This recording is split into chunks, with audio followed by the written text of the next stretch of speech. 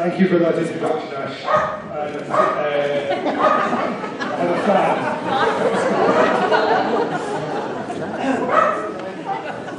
As Ashley said, I'm an old Liberal Democrat hack, although I should say that I departed from the party about a year ago, very quietly. But I remain a Liberal. I'm Andy Myles, I'm a Liberal, and I'm voting yes.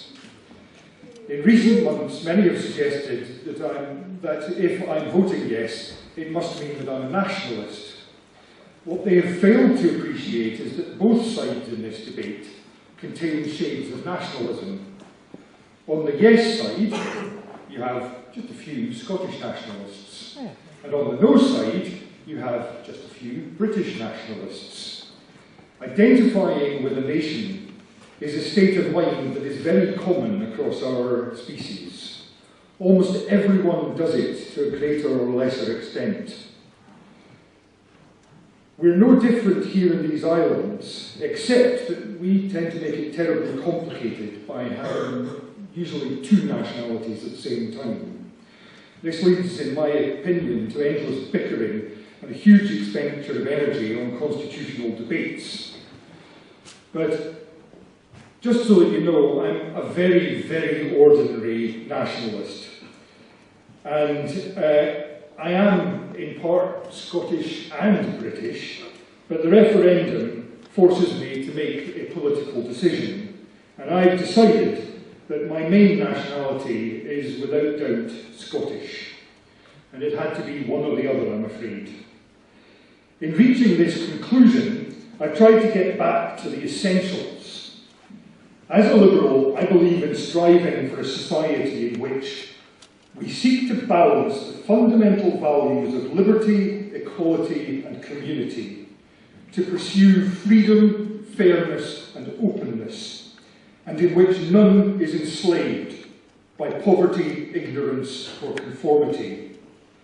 I tried all my life to follow these precepts in UK and in Scottish politics, and I've worked very, very hard at reforming the UK, and it's not been a great success, I'm afraid.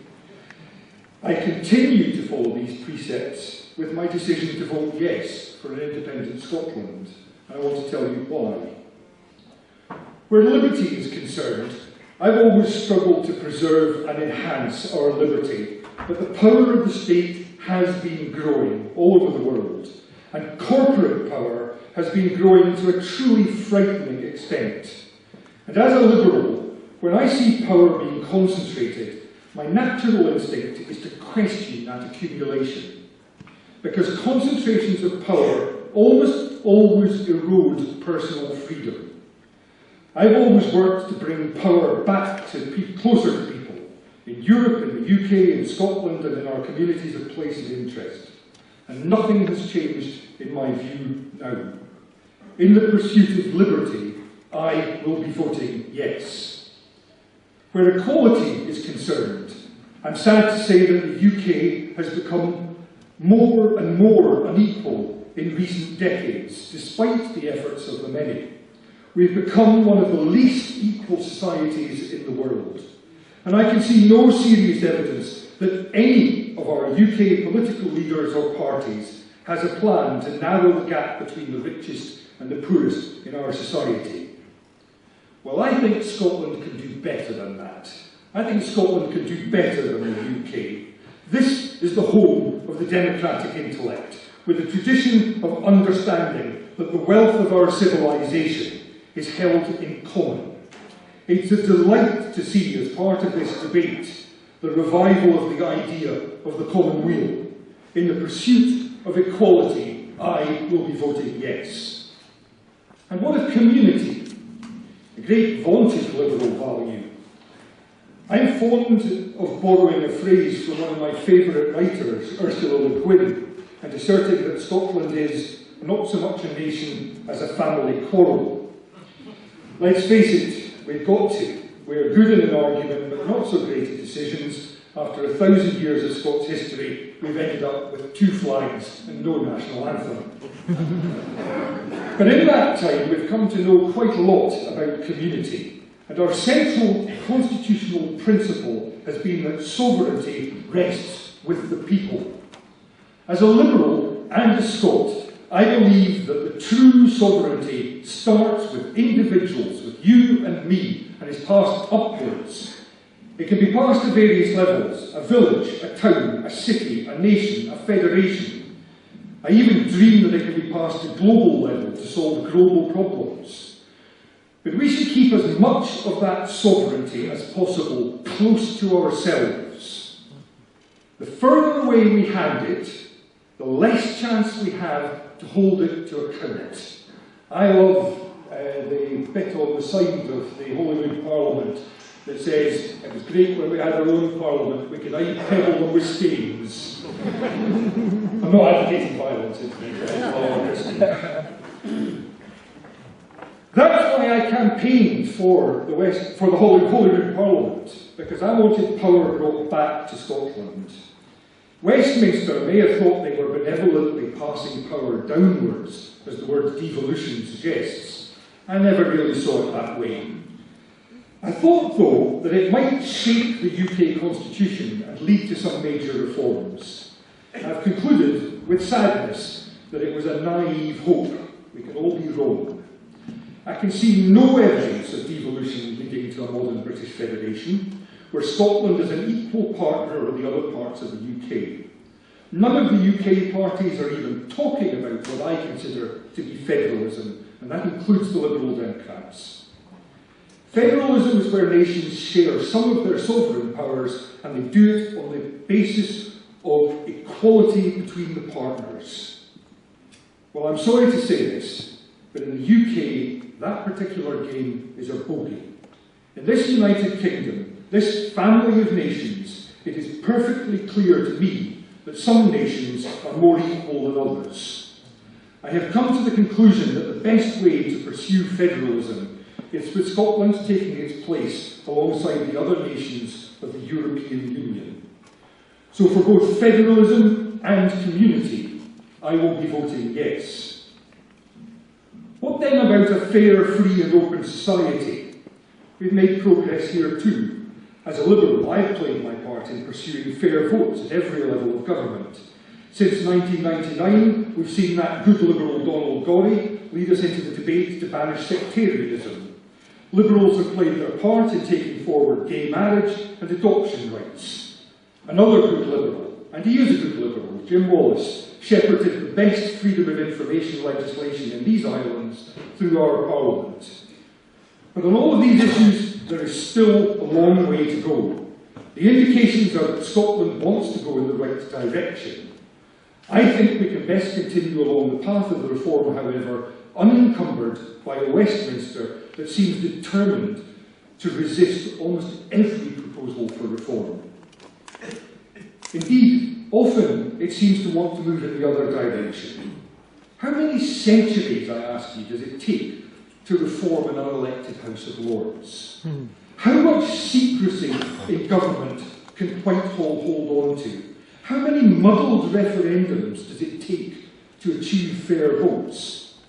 The only significant reform, constitutional reform, in my lifetime has been the creation of Holyrood. And that wasn't done in Westminster. That was done here in Scotland.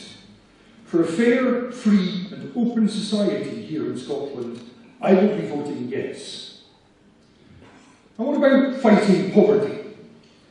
In a smaller country, with power held closest to people, I believe we can do much better than imposing the bedroom tax and massive cuts, while at the same time creating tax breaks for the corporates and millionaires. I'm not going to pretend that it will be easy to narrow the gap between the richest and the poorest, but it will be a lot easier in a country that frees itself of the burden of servitude to Thatcherite ideology and the supremacy of the markets, and the belief that corporate power should be allowed to grow ever larger with as little regulation as possible. To fight poverty, I will be voting yes. And what of fighting against ignorance?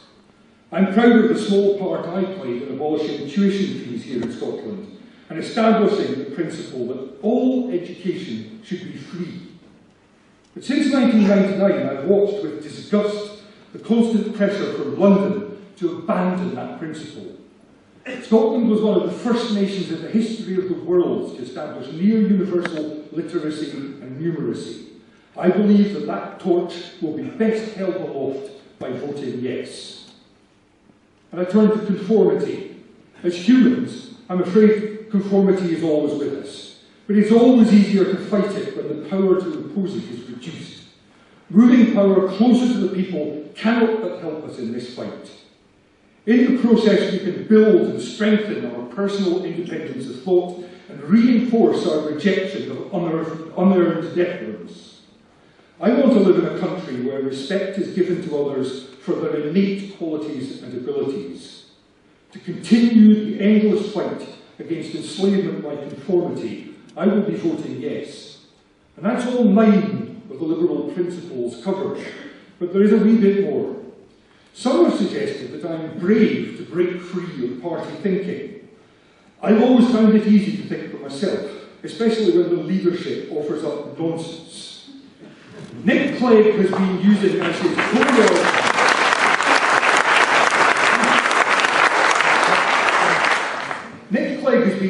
his core argument that we are stronger and more powerful together. When did strength in numbers become a liberal virtue? I don't want any level of community to which I belong to have any greater power than is its right. I don't want to live in a big state that starts out with imperial delusions about how we must have a military with global reach and ends up as George W. Bush's poodle.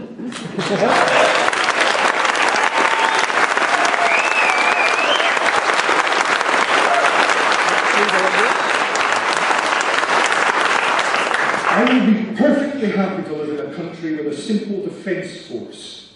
To tackle lingering imperialist delusions, I will be voting yes.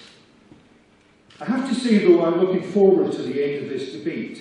And one of the reasons I beg for a yes vote is that it will probably be the best way of bringing this debate to an end. I've spent far too much of my life on it. You've probably spent far too much of your life on it. I want us to be able to use all of the energy we spend currently on constitutional issues, on seriously important matters, on fighting climate change, and ending poverty in the developing world, and curbing the overmighty global corporates. I sincerely hope that future generations of Scots will be able to spend their energy and time tackling things I consider much more important than the Constitution. In conclusion, though, I do not believe it has been necessary to shed a single liberal principle in taking my decision. I hope that other liberals will consider the case I have made. I am a liberal, and on September the 18th, I shall be voting yes.